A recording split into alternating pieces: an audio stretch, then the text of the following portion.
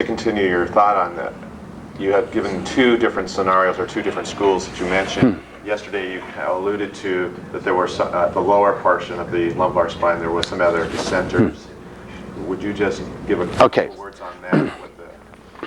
What we're talking about is, let me just ask, is everybody relatively clear on this? Can you keep that question in mind just for a second, and I'd like to take it just a little bit further on what we've done here. Everybody reasonably happy on that? The possibility is that we could go and just practice it again if you've got any difficulties. If not, we'll continue. And we can do that at some time today anyway, when you'll be doing it in side lying, and we'll be making it more confusing as the day goes, as we start changing our position and so forth. Okay, now, could you turn for a moment now to volume 1, page 64.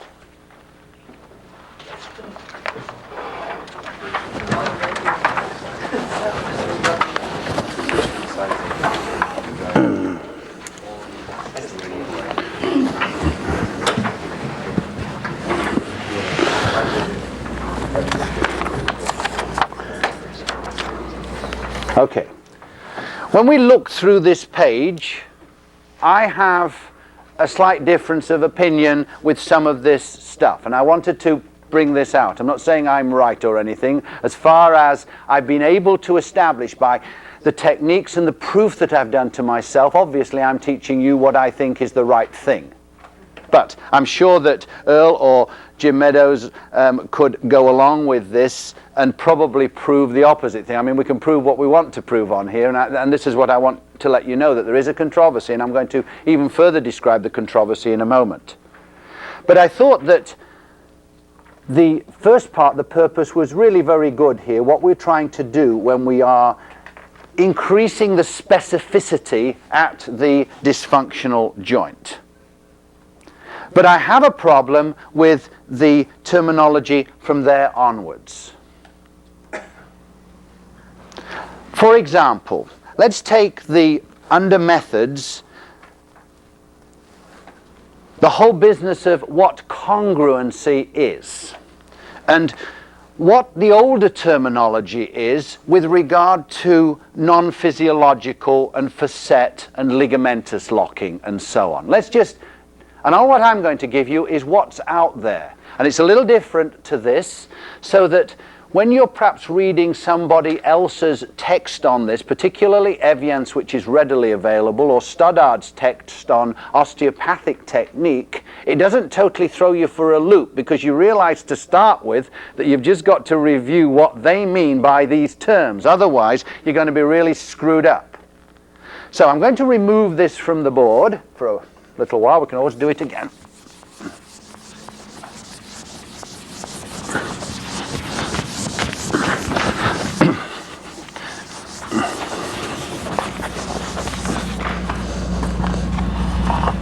Okay? And talk about this. When we were talking about congruency, okay, we were essentially talking about the movements that will go together. And we were talking about coupling. Now we know that if we deal with pure movements, which are flexion and extension, essentially the joint should move equally on both sides, the segment. So we take the whole segment, and as we go down, the whole segment should behave equally throughout the segment. So we should end up with a symmetrical movement in flexion and in extension. That presupposes that the disc and the two zygapophyseal joints are working in concert and everything happens as it should.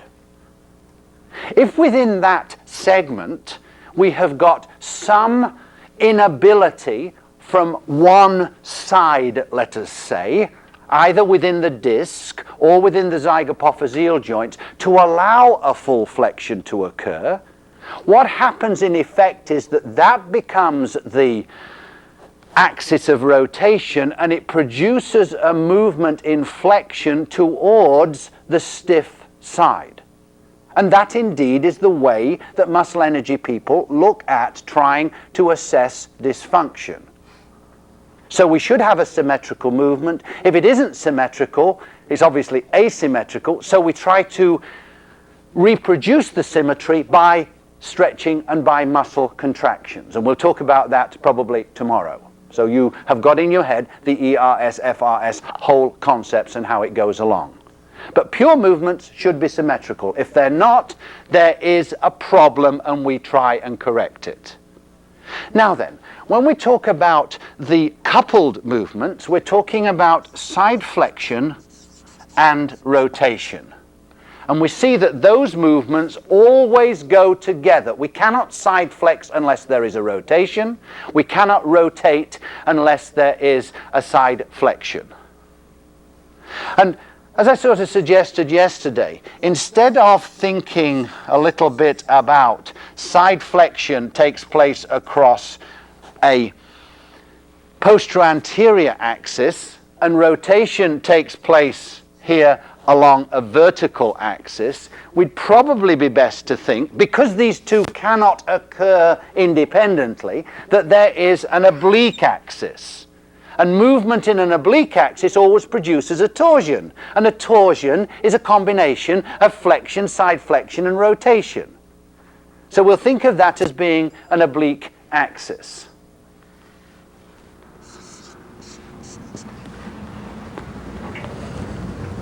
Now then, when we go, let's ignore the side flexion now and just sort of bother a little bit about the rotation. When we go into rotation, as we discussed yesterday when we were doing the kinesiology of this thing, we rotate to the right like this, and a number of factors absorb that right rotation.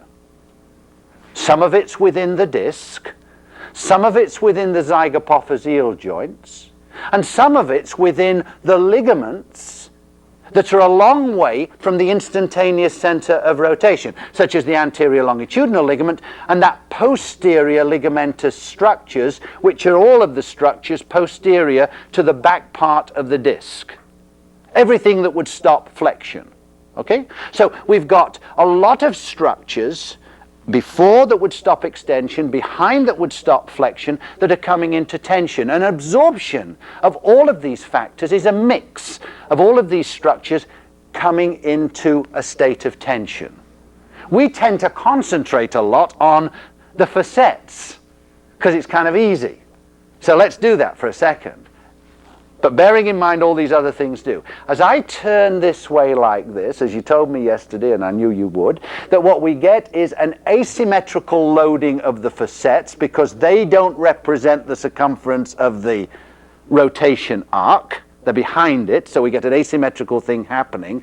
And on the side to which I turn, I get gapping, which means that that is taken up by a capsular stretch. And on the other side, I get a zygapophyseal approximation, which means that on the left side, it's taken up by a bony absorption. And that absorption through the bones is obviously going to be transmitted into the pedicle and into the lamina. So we've got a capsular stretch on one side, and we've got a bony impaction on the other side. And at the same time, because we've got this swing of the superior spinous process in the opposite direction, so this would swing to the left for right rotation, then all of the structures that come from that spinous process to this spinous process come under tension. And if we then take the disc in front, and we know that each succeeding layer of discal material represent oblique fibers at an angle of 60 degrees to the next succeeding fibers, then that's going to absorb rotation as well. Plus the fact that the muscles which are working close to the vertebra also absorb rotation. So that in congruency, we've got all of those things going on. And in incongruency, we've got all of those things coming on, but the factors are affected slightly earlier because the movements are not associated. So we are getting asymmetrical tensions of structures because we're taking them out of their normal pattern of absorption. Okay? So, having borne in mind that scenario, what was wrong with a lot of the terminology? In congruent movement, which is the normal associated movements, we used to call this physiological movement. That was a synonym for congruency, although we didn't use the term congruency at that time, and I think it's a much, much better term. If we're looking at non-congruency, where we look for more firmness and for locking and stuff, we used to call this non-physiological movement. But the problem is, in talking about non-physiological movement, is that we can do this. We can force ourselves in the non-congruent pattern of movement if we try and we use our brains to do it. So, does this mean, by saying it's non-physiological, that it's impossible to do? No, it's not impossible. So there was a little bit now of a query about the desirability of using those two terms. But they are used, and just remember, when they're used, that the non-physiological means absolute firm locking, and the physiological means the softer locking. Now then, next thing, and this is where I've got a little bit of a problem here. Earl's thought this through, I know, and he's sort of justified the change in terminology. The unfortunate thing is that I think if we change terminology, or if we change an idea, we've got to totally change the terminology. Otherwise, if you start reading all sorts of books, you never know where you are. There used to be two terms out there called ligamentous locking and facet locking. But we've seen that in both congruent and non-congruent movements, all of these things happen anyway. We get the ligaments coming in, we get the capsular stretch on the ipsilateral side, and on the other side we get the contralateral impaction. And what we do when we force these movements away from this particular propensity is to tighten things up even quicker. So the terms ligamentous and facet are kind of not really all that accurate, but how they were used, certainly by the European osteopathic group, which is not just the group that was generated in Britain, but it's all the mid-European countries as well, including Lewitt's book and those people, is that facet locking in that terminology was used for the very firm locking of non-congruency. So the facet locking implied a much greater stiffness. In other words, a bony locking. And the ligamentous locking was used more to imply this, but we've seen that both of them are inadequate in terms of what actually goes on, because in all kinds of movements there's going to be a bit of both going on.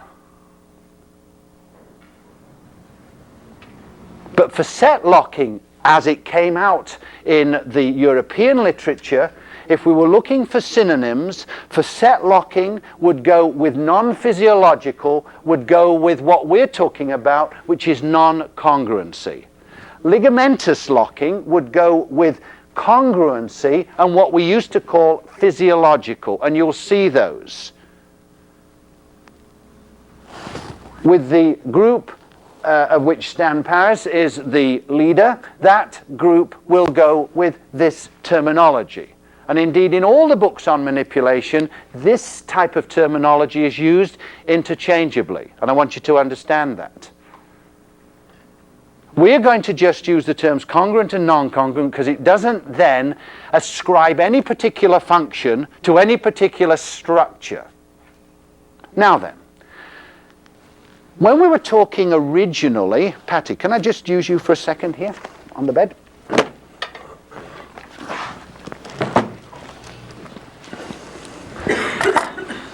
Just lay on it, facing me, head at this end, and facing me, please. Okay.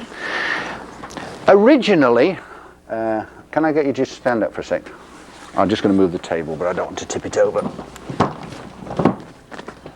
Okay.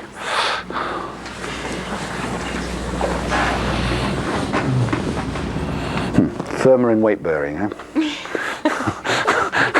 When we compress the joint surfaces, much firmer. Good principle. Okay.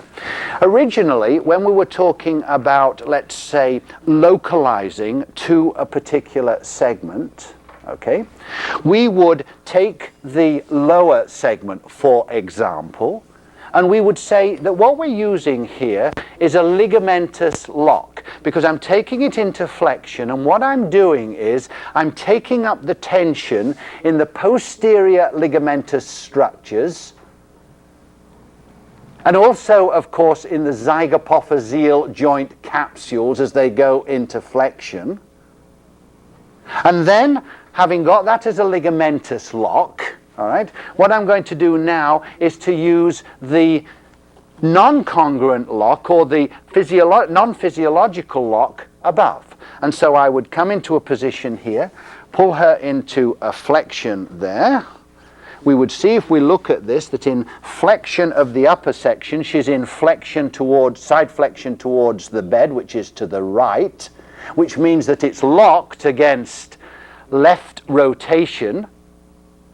And we would say that that is a non-congruent lock. The trouble is that if we ignore that and accept it, and we come back to this and say, I've used a ligamentous lock, of course, that would presuppose that I didn't have any rotation below. And I've got rotation below. So it's bringing in all sorts of different principles. So this terminology of ligamentous and so on leaves a lot to be desired, and facet locking leaves a lot to be desired. So I think we could kind of move away from it. The trouble is we're the only group that's moving away from it. The other groups are still using the other terminology, and so you should understand that it's out there and that you'll come across excellent textbooks which still use that terminology. Thank you. Now, if we go back to the notes here, is that Earl's changed or some of this, and I'm certainly not here to criticize any of my colleagues who I've got the greatest regard for. I'm just saying that we do have a difference of opinion, and I don't want you to sort of go away from this course and think that, you know, we did all the wrong stuff because, or these notes are wrong. I'm just saying there's a difference here, okay, in how we're using the terms. The only difference in the first thing under methods is that Earl's thinking of facet locking more in terms of the physiological locking, the normal things that happen. I'm saying that other people don't think that, so perhaps we accept that facet locking is an unfortunate term, and that he's going into non-physiological and ligamentous locking. I would reverse those two in terms of what's out there. So just remember, or put a little line in there to suggest that in other schools, and certainly in the way I'm teaching this, that we have a bit of a problem with that use of ligamentous and facet. So there's one little difference there. Now then, if we take the last paragraph under methods, what we're looking at here is much more the muscle energy school of what is the combination in flexion with side flexion rotation and in extension side flexion with rotation. Friat's laws, law number 2, says that we have motion in the same direction if the facets are loaded. And it doesn't matter, according to him, whether the facets are loaded with compression, bony apposition, or whether they are under load with capsular tension. Always the movement will be in the same direction. That's Friat's laws.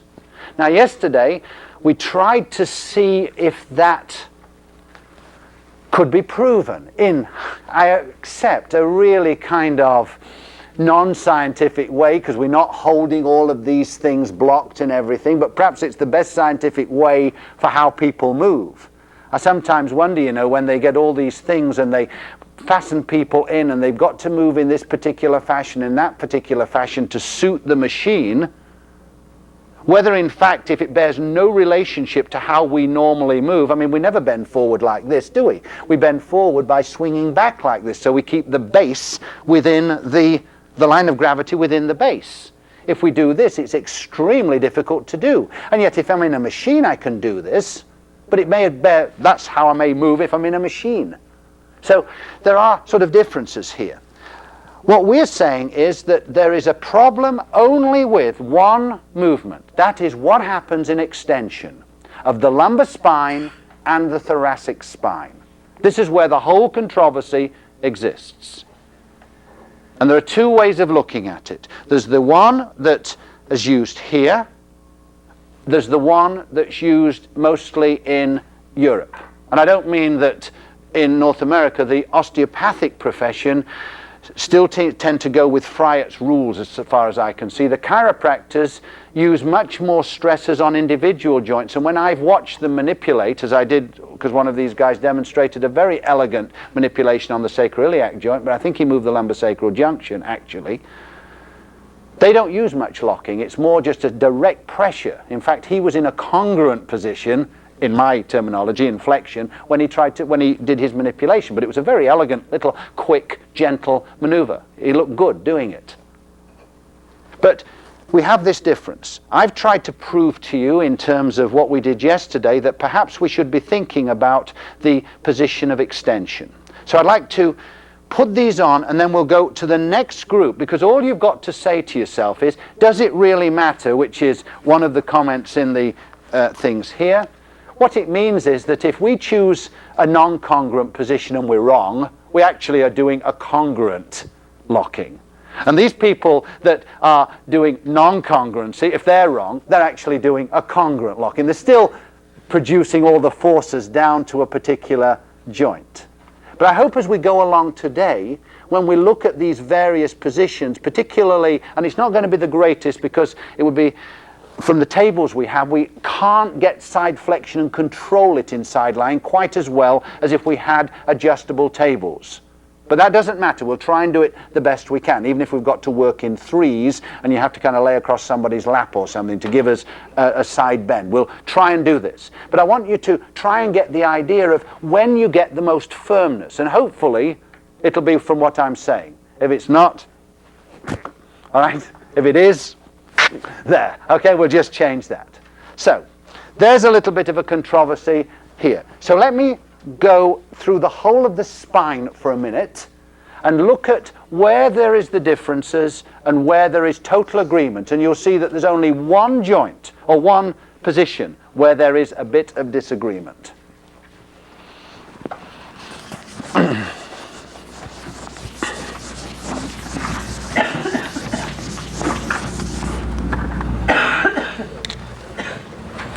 If we look at, first of all, the craniovertebral joints, and that, in this particular terminology, will be C2 upwards, all right? Whereas functionally, of course, craniovertebral goes down to C2, 3. We know that. Then we've got the cervical spine, and that's going to go down to some point that we can judge about T2 or T3. Then we've got the thoracic spine, which comes from, let's say, 3 or 4 or wherever, down to, I'll just truncate that a little bit, to T12, and then we've got L1 down to L4, or L5 I should say, and then we've got below that the lumbosacral junction. Okay. Now, let's think of the possibilities here. We can think of flexion, neutral, extension. And these are the coupled movements that are thought about. in the craniovertebral area, although the facets are under load, okay, always the motion in this area is going to be that we have movement opposite. So if we think in terms of, we're only thinking of the side flexion and the rotation component, and would it be clear enough if I just put in opposite, which means whichever side flexion we do, the rotation is opposite to that.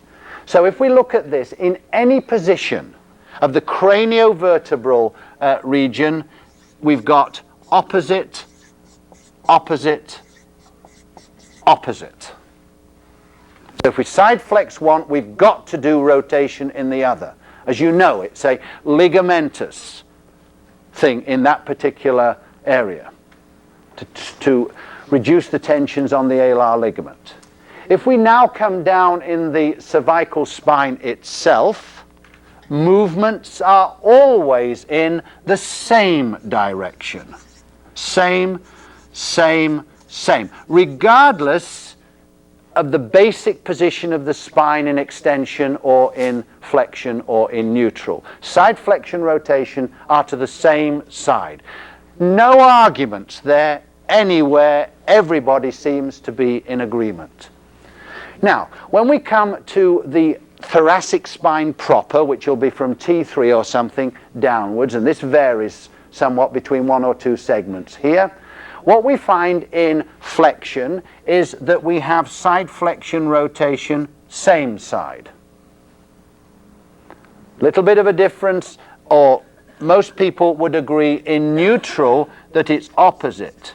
The thing about the thoracic spine is when is it in its neutral position, with this basically a kyphus kind of thing. But on the whole, we don't mobilize too much in neutral, so it's really a kind of a moot point. We tend to go into the flexion or extension points. Now I'm just going to leave the extension for a minute. When we come into the lumbar spine, there doesn't seem to be much disagreement down to L5 that in flexion we've got the same, in neutral we've got opposite, and now we come to this slight difference in the thoracic spine and in the lumbar spine in extension. The idea that I'm propounding at the moment is that it stays opposite. And in this one, it's opposite. But in the muscle energy thing from Fryet's laws, he said that was same. Wouldn't you think with cineradiography we'd have settled this now? I see in the first edition of Bogduck and Tomey's book, you get a new book, you think, right, that's it. Very, very good. We will now settle this matter once and for all. Look up coupled movements in the lumbar spine, find it in the index, go into the thing, look it up, and what does it say? There is a lot of controversy about coupled movements of the lumbar spine, and this is outside the scope of this text. And anyway, it is of minimal importance to people dealing with spinal problems. So you think, well, I don't agree with that when we use it for coupling, when we say that if you put yourselves in some of these very difficult positions, then you're going to strain yourself more and so on. It's a very significant thing. So out comes the second edition. Looked at